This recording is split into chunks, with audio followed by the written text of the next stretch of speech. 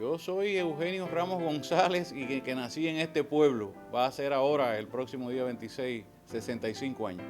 Yo soy urbano, soy citadino. O sea, yo nací en la calle 24 de febrero, entre Martí y Cucalambé, cuando aquello, la casa donde yo nací, llevaba el número 142. Ya la numeración ha cambiado.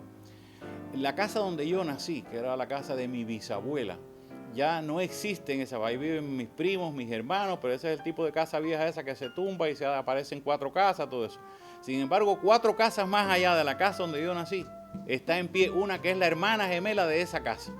Y yo cuando visito esa casa, hermana gemela de la casa donde yo nací, en la misma cuadra donde yo nací, y es donde vive ahora mi directora, Rosario González Espinosa, me impresiono mucho.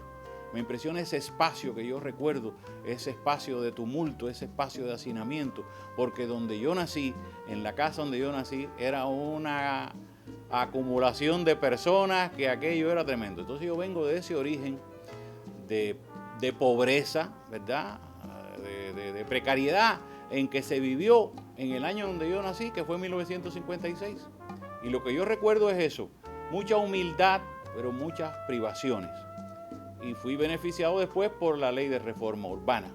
Eso, por supuesto, yo lo supe más tarde. La reforma urbana nos dio una casa, nos mudamos para esa casa. El Ministerio de Recuperación de Bienes Malversados, eso lo supe más tarde, nos dio muebles. Después, la condición de trabajadora vanguardia de mi mamá nos dio un refrigerador antillano. O sea, no me queda más remedio que identificarme con esa transformación de este país que me benefició a mí en todos los sentidos, que me sacó de un catre durmiendo con mis primos a una cama individual, que me sacó de una casa donde a la hora de comer había que poner una tabla de planchar entre 2 taburetes para que los muchachos nos sentáramos ahí en el medio, donde los pies míos no llegaban ni al suelo, porque no había sillas para todo. Y entonces ya tuve casa, juego de comedor, juego de sala, televisor, refrigerador, o sea, un beneficio material y espiritual muy directo. Entonces sería muy ingrato yo si no me identificara con la necesidad entonces de estudiar, de ver los porqués, de buscar explicaciones a las cosas. Y por eso he estudiado un poco, he perdido mucho tiempo, no he aprovechado todas mis oportunidades, pero efectivamente he tratado de entender la época que me ha tocado vivir.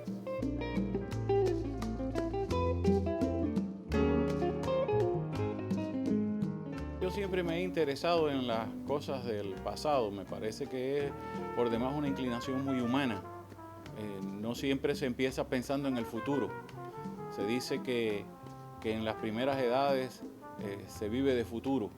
Cuando se adquiere cierta madurez se vive de presente y ya cuando se está entrando en la otra etapa después del otoño, pues se vive de pasado.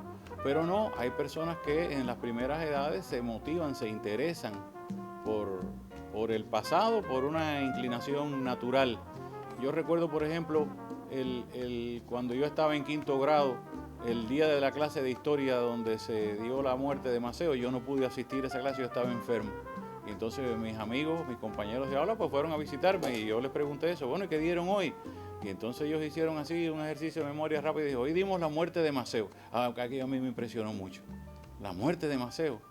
Y entonces pues a estudiar la muerte de Maceo, que era la clase que había faltado, y como esa otra cosa. Y también porque tuve muy buenos profesores de historia y de geografía que inclinaban a la búsqueda de ese tipo de conocimiento.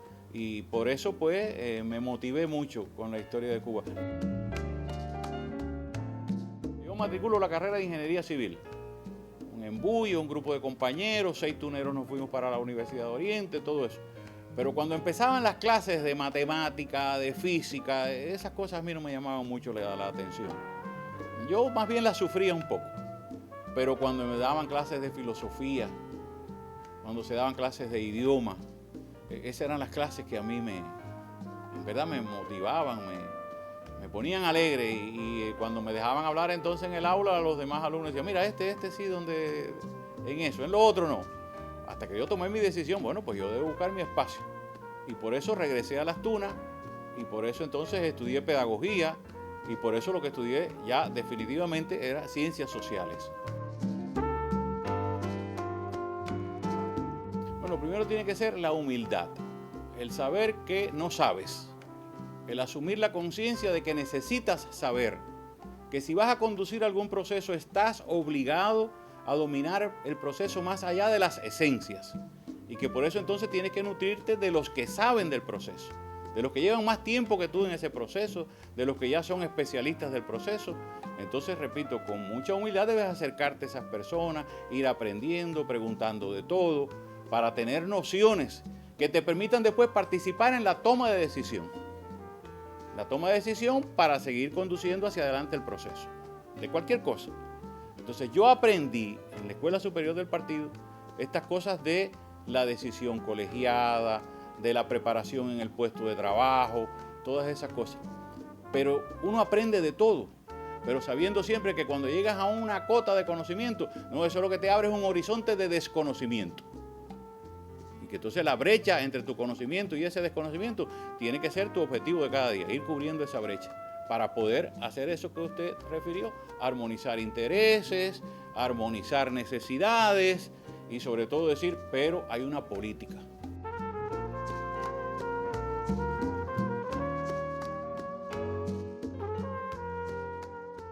Yo no soy paradigma en la lectura, porque yo soy muy desordenado para leer y muy pocas veces estoy fajado con un solo libro. Yo efectivamente tengo muchos libros, he leído algunos, pienso, por esto he dicho que he perdido mucho tiempo, que pude haber leído mucho más. Por ejemplo, ¿qué me pasa a mí cuando yo me gradúo en la Escuela Superior del PECUS en Moscú? Para obtener tu título tienes que liquidar lo que sacaste de la biblioteca, lo que sacaste de aquí, lo que sacaste de allá. Y entonces yo voy a la biblioteca a liquidar, a entregar todos los libros que yo había sacado. Hombre, fundamentalmente Mar Angel y Lenny y toda la comparsa. Y entonces ese día de entregar los libros es que yo me entero que en esa biblioteca en Moscú está prácticamente toda la literatura española en español. Y entonces yo, pero como yo había perdido tiempo, ¿cómo es posible que que a mí nadie me alertara que aquí estaba esta riqueza tan grande? Aquello estaba lleno, eran naves completas. Como aquello era multinacional, y entonces estaba la literatura checa en idioma checo para los checos, la literatura polaca en los polacos, y resulta que para nosotros los cubanos, que éramos allí los únicos que hablábamos español, estaba la literatura española. Y entonces yo pude haber leído más, es lo que quiero decir. Entonces, y tuve tiempo, y he tenido tiempo porque todo el mundo tiene tiempo para leer más y le restas tiempo a otras cosas que no son tan provechosas. Entonces yo sí leo, pero no de esa manera sistemática. Yo recuerdo un compañero que me dijo, no, yo cojo un libro en una noche, yo nunca he podido hacer eso. Yo cojo un libro y primero trato de identificarme con el libro, tú quién eres, quién te escribió, cuál es la pretensión, toda la sinopsis que diga en la contraportada, lo que sea. Y después yo empiezo con mucha calma. Y cuando más me voy motivando con el libro, más regreso al primer punto. Caramba, déjame ver, ¿y esto quién lo escribió? ¿Cómo es esto? ¿En qué época es eso? Entonces yo tengo a veces hasta 3 libros trabajándolo. Puede ser la Biblia un libro de consulta permanente, siempre está ahí. Yo consulto este pasaje, el otro pasaje, porque estoy leyendo un libro que hace una cita de la Biblia y no entiendo bien cuál es la intención con esa cita, entonces tengo que remitirme a la cita. Nunca me he declarado cristiano de fe, de practicante, pero a la Biblia hay que tenerla a mano. Y entonces estás leyendo otro libro y ese libro te refiere a un pasaje. O hay autores de esto que a veces invocan otros autores para que se vea que ellos son gente que han leído. Te obliga entonces, espérate, déjame ver entonces quién es este otro autor que este hombre menciona y para ver cómo se articula esto con lo que él está narrando o si es una alusión forzada a un autor que no tiene por qué, que es solamente la petulancia de decir, no, para que vean que yo leía este. Pero eso te obliga a tener entonces una enciclopedia a mano. Eso. Y resulta, como todo lector, que también hay veces en que encuentras pasajes demasiado largos que no te motivan en un momento y lo dejas. Pero tienes deseo de seguir leyendo, tienes que coger otra cosa. Porque ya en este momento, me saturó un poco. Por lo menos así funciono yo. Y entonces cuando vengo a ver, pues ya te digo, tengo un libro en el librero, tengo un libro en una mesa, tengo un libro por acá, la mujer peleando por este reguero de libros. Pero no soy muy ordenado en eso, como tampoco he logrado ser ordenado en registrar notas. Porque estoy en un libro, me motiva algo y la primera libreta que tenga a mano, esa la cojo ahí, dame acá y lo anoto con el deseo de que mañana o pasado ser recurrente con esto para fijar bien la idea. No, ya mañana o pasado estoy en otra libreta con otra nota. O sea, reconozco, y para responder con honestidad a tu pregunta, que yo no soy un lector ordenado.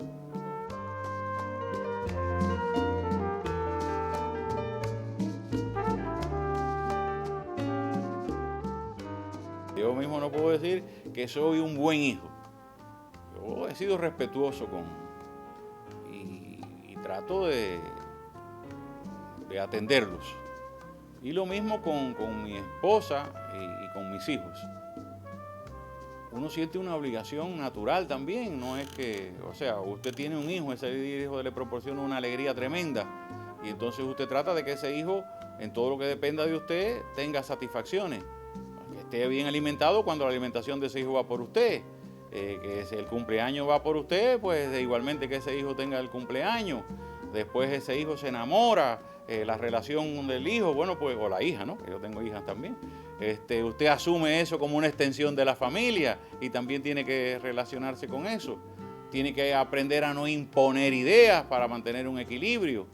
Y tiene que aprender que cada una de esas personas ligadas a usted de manera consanguínea son igualmente un mundo, son una personalidad.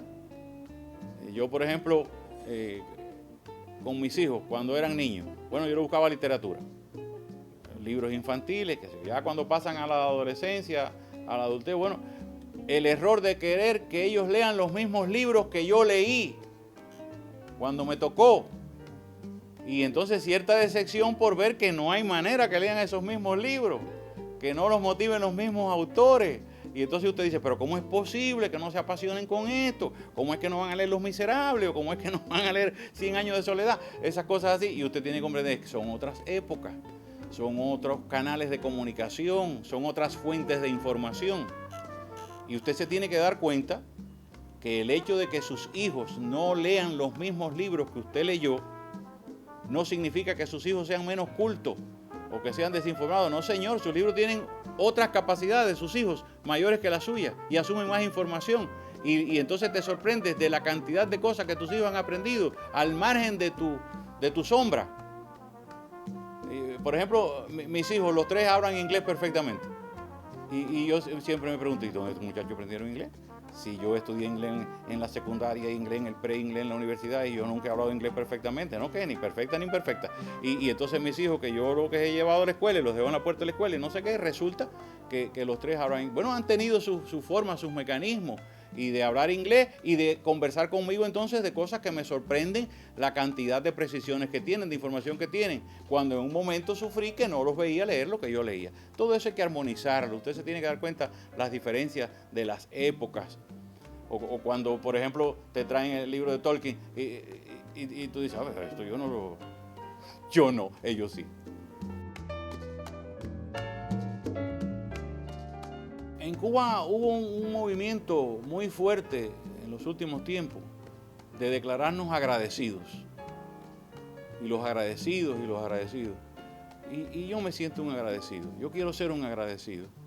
Yo quiero ser esa persona que agradece todo esto que he referido, todo esto que me pasó desde la infancia, desde que triunfa la revolución. Y como quiero ser un agradecido, pienso que en lo que pueda hacer para defender lo que me ha traído hasta aquí, debo hacerlo. Considero como Eliseo Diego, no es por casualidad que se nace en un lugar o en otro, es para dar testimonio. Y yo nací en Las Tunas y tengo que dar testimonio de ser tunero. Aquí es donde yo he vivido, aquí es donde he estudiado, aquí me he casado, aquí he cumplido con todos los mandamientos, crecer y reproducirme. Y aquí he vivido junto con mi gente, mis amigos, mis compañeros, y me he apasionado por la historia y por las cosas que pasan y trato todos los días de saber más de lo que ha pasado. Eso es ser tunero.